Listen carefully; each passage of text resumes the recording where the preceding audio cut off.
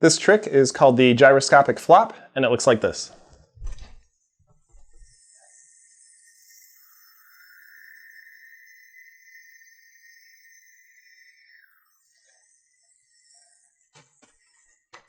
Just like that. And the gyroscopic flop is any time that the yo-yo is going to be rotating on its axis like this. There are tons and tons of different mounts that you can use to do it. I'm going to actually show you 3, but I'm going to teach you the proper technique with the gyroscopic flop built off of the plastic whip like I already showed you. But let me show you the other 2 first. The first one is the easiest to get into. All you're going to do is get the yo-yo on the trapeze, and then you're going to take your opposite hand and just go right under the yo-yo so that the string is wrapped around the yo-yo. And then you just pull on the string just like this, and the yo-yo will turn probably about a half a flip, and that'll actually set you up for a bind, so you can just bring the yo-yo back to your hand. Even though that one's easy to get into, it's actually not the best way to practice the gyroscopic flop because you don't have as much control as you do with other mounts. So a second way that you can get into it is actually off of your Kamikaze Mount.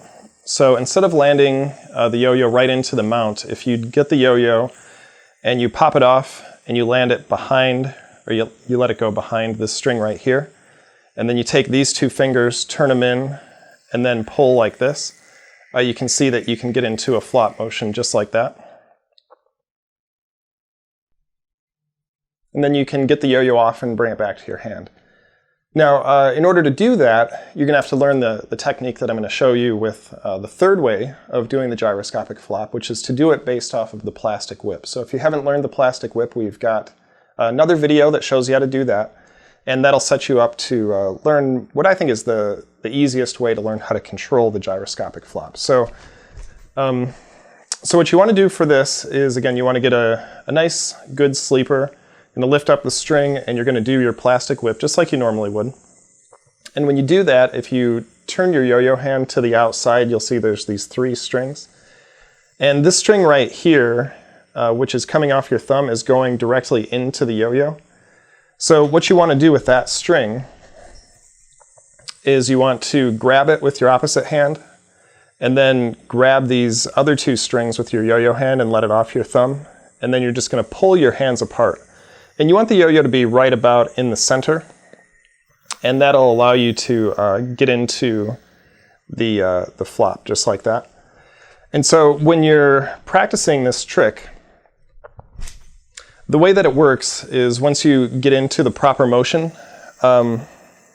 sometimes it might be easy to think that all that's happening is you just pull on the strings and that causes the yo-yo to rotate. But actually, eventually you'll see that it stops its rotation unless you do something else to the yo-yo.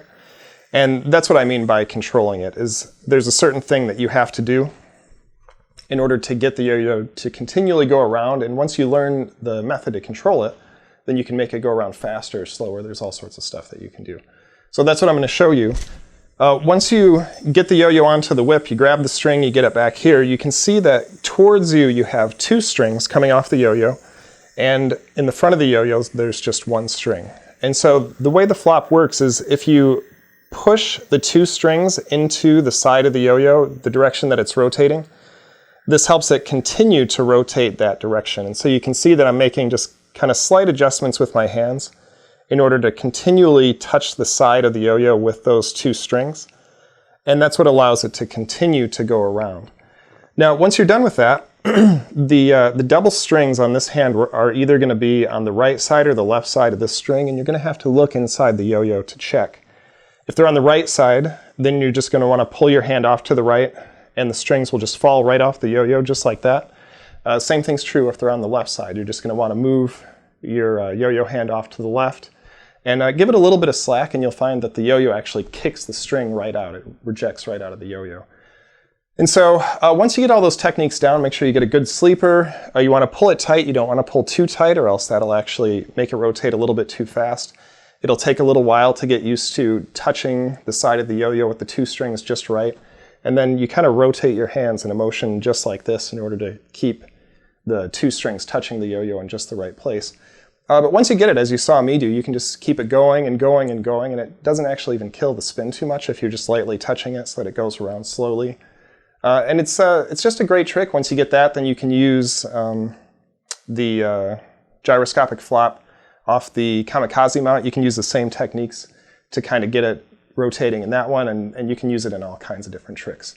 So that is the gyroscopic flop.